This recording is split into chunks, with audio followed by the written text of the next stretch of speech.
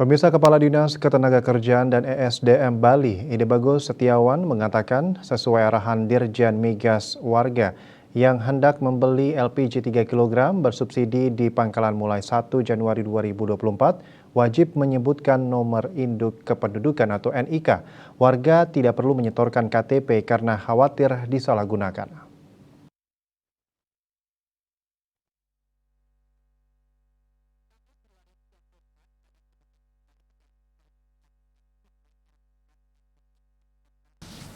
Dikutip kantor berita antara Kementerian SDM sudah membuatkan aplikasi sehingga diperlukan konsumen untuk menyampaikan NIK-nya karena sudah tersistem.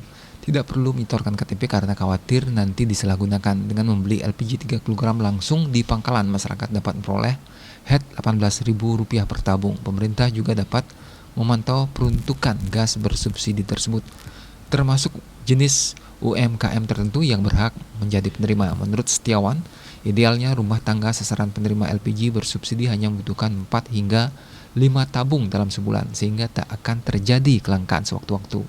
Namun yang menjadi perhatian saat ini adalah pemerataan pangkalan, sehingga masyarakat tidak perlu membeli ke pedagang eceran dan pemerintah dapat mendata peruntukan gas tersebut. Aplikasi untuk mendata pembeli gas ditugaskan BPH Migas, kemudian timnya juga dari pusat. Jadi pemerintah daerah membantu akselerasi, tidak tahu mekanisme sekarang ada kuota atau sudah disesuaikan. Tapi sebaran pangkalan tidak tersebar merata. Jadi ada beberapa desa yang tidak ada pangkalannya. Dan hal ini sangat berpengaruh.